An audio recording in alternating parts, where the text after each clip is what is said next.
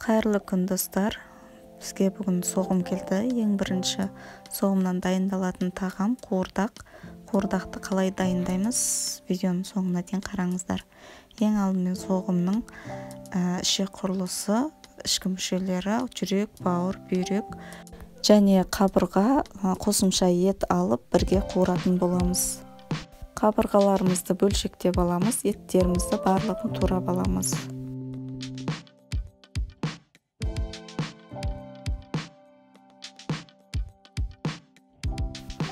Қазанымызды қыздырып, майымызды қыздырғаннан кейін пиязымызды салып, жақсылап қуырып аламыз. Пиязымыздан кейін етімізді саламыз. Етімізді салып, орташа отта бетін жауып, бұқтырып қуырамыз. Дәміне қарай тұз саламыз. Еттің соғы бөлінеді. Сол соғына өзі жартылай пісу керек етіміз. Соны жақсылап пісіріп аламыз. Ескеретін жайт, етті, бауырды, жүректі, бүйректі қуырған кезде бұл жерде бауыр қосылмайды. Бауыр ет тез пісетін болғандықтан, оны ең соңында 15 минут қалған кезде салып пісіретін боламыз.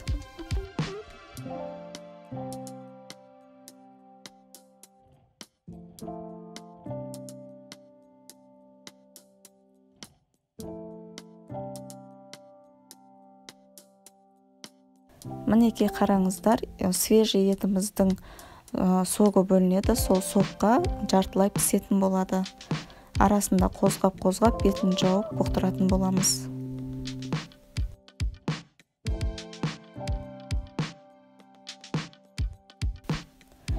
Етіміз жартылай қуырылғаннан кейін картошкамызды саламыз. Картошкамызды бірге қуыратын боламыз. Дәміне қарай тұз, бұрыш саламыз. Орташа отта бетін жауып, жақсылап қуырып аламыз.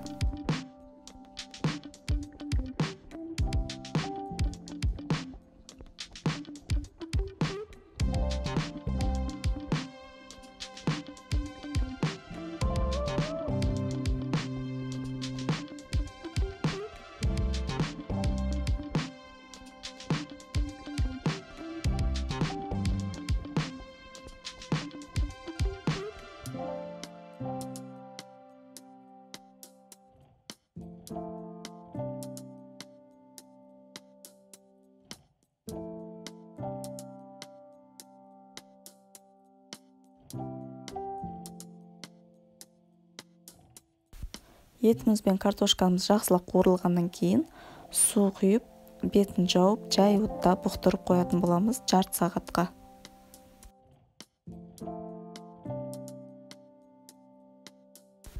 Осы кезде көк бауырымызды қуырдақтың бетіне қойып пісіретін боламын. Араластырмаймын қуырдаққа.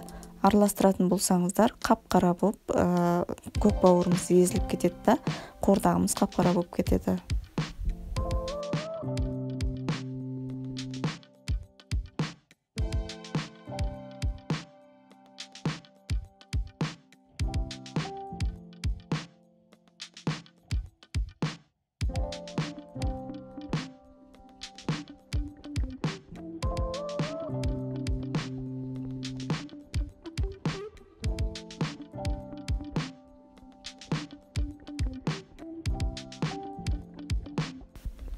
Мінекей дайындалуға 20-30 минут қалған кезде бауырымды салып, тұзын сеуіп, бірге пісіреміз. Қуырдақтың бетіне салып, кейін ары қарай араластырып пісіре беретін боламыз.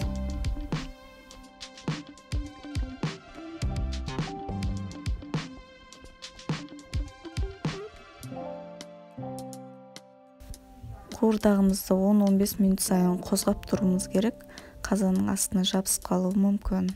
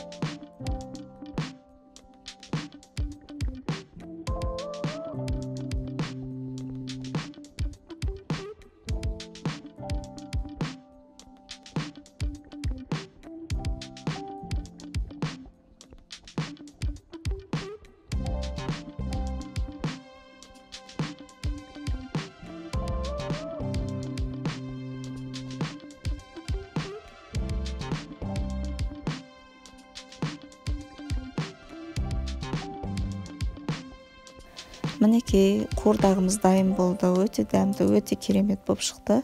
Сіздер де жасап көріңіздер. Мен видеоларым ұнап жатса, каналыма тіркеліп, лайк басып кетіңіздер. Сұрақтарыңыз болса, комментарияға жазып кетіңіздер.